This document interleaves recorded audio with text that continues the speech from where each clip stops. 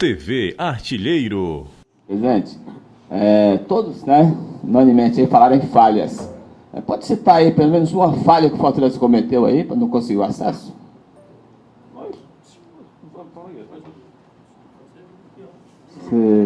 Eu acho que uma derrota como essa, ela tem que servir de alguma coisa. Não está questionado aqui o esforço que cada um fez. Eu acho que ela sabe disso.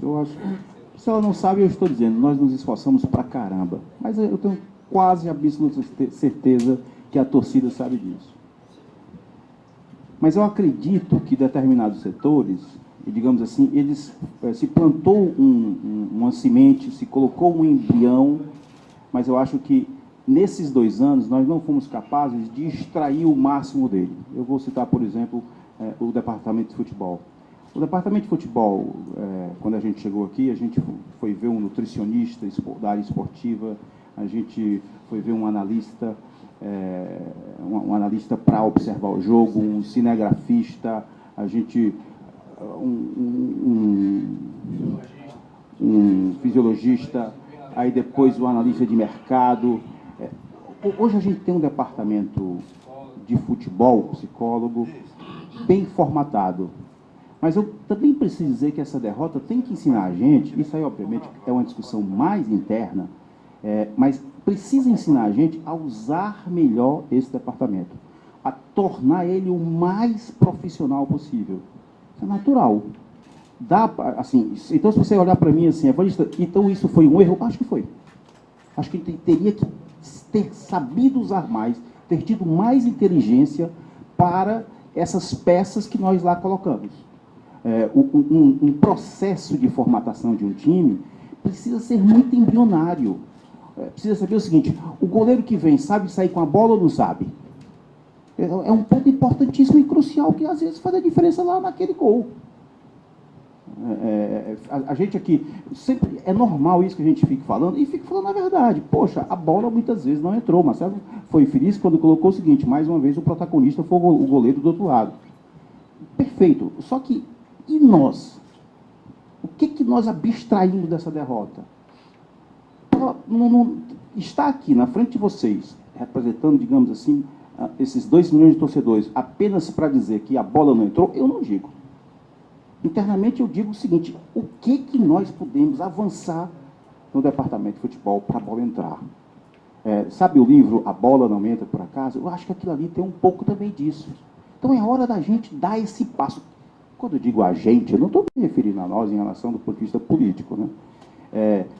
O Jorge Mota, o Enio, qualquer um de vocês que sejam sócios torcedores, podem ser candidatos a presidente. Então, Jorge Mota pode querer ser candidato a presidente. Eu acredito que dentro de uma conjuntura não há nada demais. É um sócio torcedor, é absolutamente natural que ele queira ser.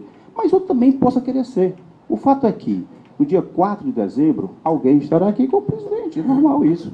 E nós, o que cabe? Passarmos a nossa impressão do que pode ser melhorado. Uma transição mais pacífica, mais republicana possível. Ou não. Ou podemos, por um direito nosso, queremos ser candidato novamente. Aí não... Mas o fato é, futebol para mim tem que ser melhorado nesse aspecto. Ô Jorge Mota, aqui, presidente. Boa tarde para todos aí. O presidente, você citou aí inúmeras conquistas durante os seus 2 anos. Mas você sabe que o torcedor trocava tudo isso aí pelo acesso, né? Até porque era a prioridade dessa diretoria quando assumiu o Fortaleza Esporte Clube. A minha pergunta é o seguinte, eu fui questionado ontem na Rádio Verdes Mares, pelo ouvinte, torcedor do Fortaleza, a respeito de premiação para esse grupo no jogo com Juventude. Houve algum problema com o grupo, presidente? Nenhum problema. 0. Tudo acordado, tudo acordado. Se você disser que todo mundo trocaria tudo pelo acesso, eu trocaria tudo. Só que se nós não tivéssemos conseguido evitar o penta do Ceará, ninguém tinha avançado. O Fortaleza estava numa situação dificílima. Não tinha sócio mais para... Enfim, é uma sequência. O bicampeonato foi importante porque manteve o sócio. A campanha do Nordeste da Copa do Brasil foi importante porque trouxe o sócio. A campanha da Copa do Brasil despertou o Fortaleza para o Brasil. Nós eliminamos o Flamengo, amigo. nós eliminamos o América, mas enfim, essas coisas, né? Isso acontece, né? Acontece, mas não tem nada a ver, não foi nada de discórdia, é isso mesmo que é que acontece. Ontem o ABC ontem lá deu 4-0 no Guarani, quem é que esperava? São coisas, o Guarani perdeu 3-1 e virou em 3-0. Nós tínhamos tudo para ter virado, mas não viramos, então pronto. É como a evangelista diz, desculpa, eu tenho que pedir a mim. A primeira pessoa a quem eu tenho que pedir desculpa é a mim, que não estou conseguindo dormir direito. Então, a história é essa. Presidente Jorge Mota, o Fortaleza, foi falado muito aí que no processo houve algum erro, né? Alguma falha no processo para que o Fortaleza não pudesse ascender a Série B. E o Fortaleza, para o Campeonato Brasileiro da Série C, fez 14 contratações e apenas um jogador terminou a Série C como titular. A minha pergunta é a seguinte: quanto vale um acesso ao Fortaleza Esporte Clube? O Fortaleza poderia ter feito algo a mais, contratado 2 ou 3 jogadores de peso, de mais qualidade para esse acesso ou não? Quem vai responder é o Maurício, o Marcelo. Se a gente olhar o elenco dos times que subiram, nenhum deles tinha esses jogadores todos de peso que às vezes se pede que tenha no Fortaleza, né? Então nem sempre a receita é ter o jogador de peso. E a receita que vale para um, às vezes não vale para outro. E a história é contada por quem venceu. Vou dar um exemplo aqui. Às vezes se critica porque nós trouxemos já na reta final 2 jogadores de mais peso. No caso, vou citar nome, Leandro Lima e Rafael Lucas. E não subiu. O Guarani trouxe um jogador no último jogo e subiu. Então quem está certo? Os 2 trouxeram um jogador na última hora e um subiu e o outro não subiu. Então, todo mundo quer a receita do bolo, todo mundo tem uma frase célebre que diz: depois do boi morto, todo mundo pega no chifre, né? Então todo mundo agora sabe qual é o caminho, mas quando a gente está no dia a dia, tomando decisão, né, nas dificuldades de contratação, na dificuldade de trazer um jogador para uma Série C, né, e o Fortaleza é um time de peso, e às vezes você traz um jogador menos famoso, não se aceita, e o jogador que fez o gol lá do Boa Esporte famoso era do Altos do Piauí, chamado Gênesis, foi o jogador que fez o gol do acesso do Boa Esporte. Com todo respeito, talvez se o Fortaleza trouxesse o Gênesis, ninguém aqui ia aceitar, né? E foi o jogador que resolveu lá para o Boa Esporte.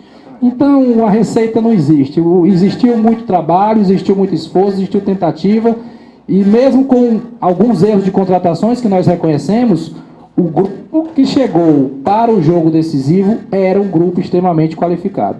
Fora o grupo titular, você tinha no banco Rafael Lucas, Leandro Lima, Pio, Juninho, que são jogadores que jogariam em qualquer time de Série B no futebol brasileiro.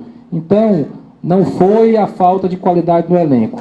Foi alguma falha no processo, como o evangelista colocou, falhamos em alguma coisa sim, né? O imponderável do futebol, mas a gente tem que superar esse imponderável, a gente tem que superar esse erro de arbitragem que houve em Caxias. O Fortaleza, na sua sequência, vai ter que subir superando tudo isso. Mas não acho que seja o ponto, Veraldo, de 2 ou 3 contratações de mais. Beleza?